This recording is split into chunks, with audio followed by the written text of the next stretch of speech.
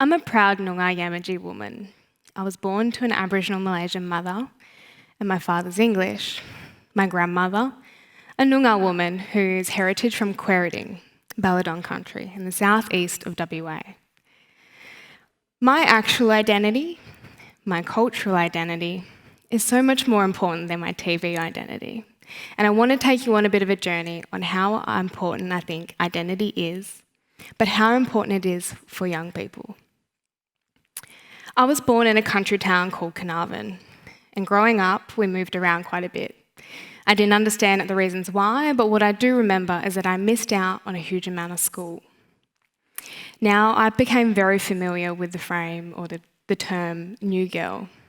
And being the new girl at a new school, making new friends, I found quite difficult, and I was bullied and I was teased quite a bit. But the thing was, they made me feel different. Different in a way that I was fairer than some of the Aboriginal kids, and they would call me a half-caste, meaning that I simply wasn't Aboriginal enough for them. We were poor, so we could only afford a second-hand uniform, meaning that the Wodjila kids, the white kids, were also reluctant to be my friend. Now, I remember feeling very confused at this time, thinking, if I wasn't Aboriginal enough and I wasn't white enough, where did I fit in this world and where did I belong? Now, growing up, my childhood was quite tough. I grew up in an overcrowded house. Drugs and alcohol were a norm, and I held a lot of responsibility. My mum's addiction to drugs was quite volatile, and sometimes I remember getting really good, and sometimes I remember getting really bad. And it'd gotten so bad to the point where we were once removed from school and put straight into a foster home without her knowledge. Now, I'd like to say this was the first time, but it definitely wasn't the last. My dad wasn't really around, and I remember the relationship with him feeling like I was a bit of a burden or a bit of an outcast with him, feeling like he didn't really know me, he didn't really understand me. But what I do know is that he did try to provide me with stuff that I didn't have with my mum. But he missed the most important bit, and the most important role was to love unconditionally, nurture and protect. I was 11 when my grandmother had a stroke in her garden. I was the one who found her, and I was the one who called the ambulance. A few days after visiting my grandmother in hospital, my mother took her own life. Now, if that wasn't traumatic enough, after a tiring and exhausting day attending my mum's funeral, I fell asleep at the wake, and whilst asleep, I was sexually abused. Now, I don't remember how I processed that information or how I was feeling in that time, but what I do remember is that I found a phone book and a house phone, and I looked up my dad's name and I found a number and dialed. My stepmother answered. I didn't tell her what had happened, I just said, "Could you come get me?" 24 hours later, my dad drove from Perth to Carnarvon, picked me up and took me. Now, I left in the middle of the night that night, and I didn't say goodbye to my brothers, and I pretty much left and left my home. I felt like I'd lost everything in that moment. I lost my sense of belonging, my family, my mum, and also my connection to my Aboriginality. This was when I first have ever thought of suicide. Fast forward, I was living with my dad, a white family. I should have been happy. I had no other responsibility other than to learn how to be a kid. But I was mute, and for 2 years, I couldn't communicate with words, and I found it really difficult to use my voice.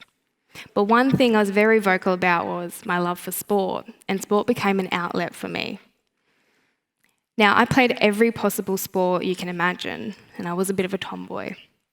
But AFL was my favourite, and I developed a pretty strong confidence with playing AFL. Now, I'd say confidence, but my brothers would probably say over too competitive.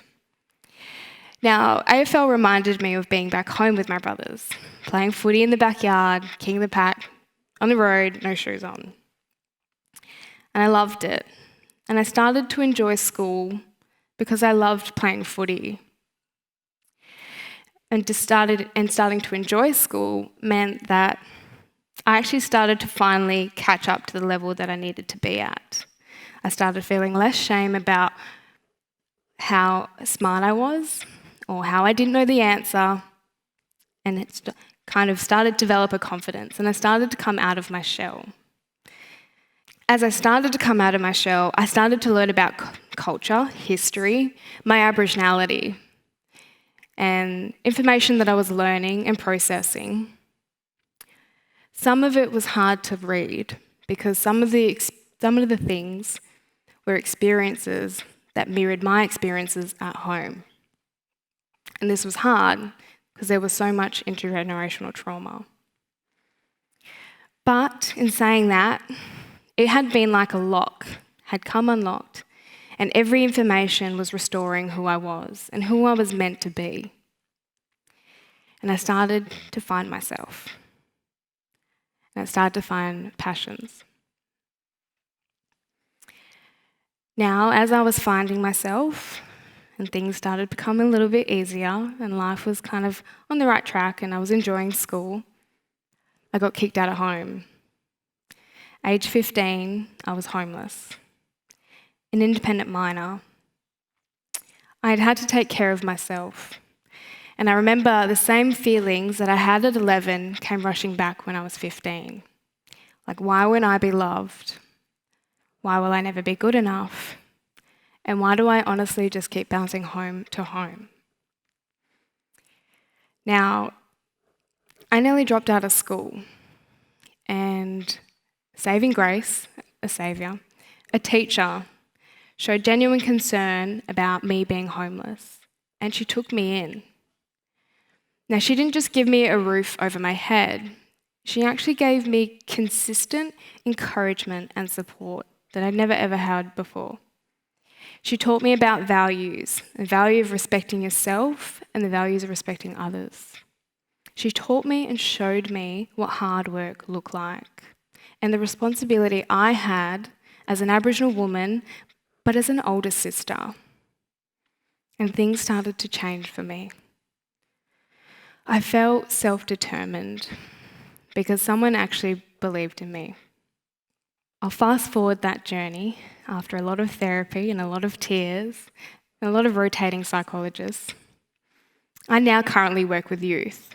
Now, youth that have been in care, youth that have also suffered from abuse, grief or loss, and some that have also come from toxic home environments. And working with youth, I've read statistics that tell us that some young Aboriginal youth will become homeless, they won't finish school, and they'll become incarcerated or in the criminal justice system. And this struck a nerve with me because of my own experiences. But what hurt more was to hear a statistic that says suicide is the leading cause of death in young people. How do we turn a blind eye to that? And how do we help more young people? I believe that it starts with restoring their identity. It starts with helping them gain strength and resilience in where they belong or where do they fit into this world. Because once upon a time, I was told I wouldn't make it, and I could have been one of those statistics. I was given names, titles. I was called a bung. I was called a half-caste. I was even called too pretty to be Aboriginal. And that is not a compliment, by the way. That is a completely naive and racist comment. But I'm not any of that. Because I am powerful, and my story is powerful. I'm resilient, and I'm worthy. I have a voice, and I want young people to find theirs. Because I believe that young people need to see the true potential that they have. Now, young people describe this feeling to me, a feeling that I'm very familiar with, a feeling that they feel like they've been stripped of their culture, their belonging. They have no control over the way that they live or how they were brought up. But the thing is, these young people do, and we need to encourage them. They have a voice, and we need to encourage them to use it. And what I learnt is that circumstances don't have to define your identity. Because when I look back and I reflect on my circumstances and where I was at, my career, growing up, being on TV, they don't reflect what I have now. Now, I really enjoy working with young people, and I love seeing the growth in them. But there has to be a point where there's a meaningful relationship in their lives. You have to set the expectation and the standard of yourself. Full stop. Are you introducing yourself as your actual identity or something that has been established for you?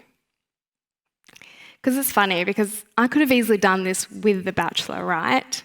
I could have easily sold out, classified myself as an influencer, and yay, all this free stuff that I can endorse.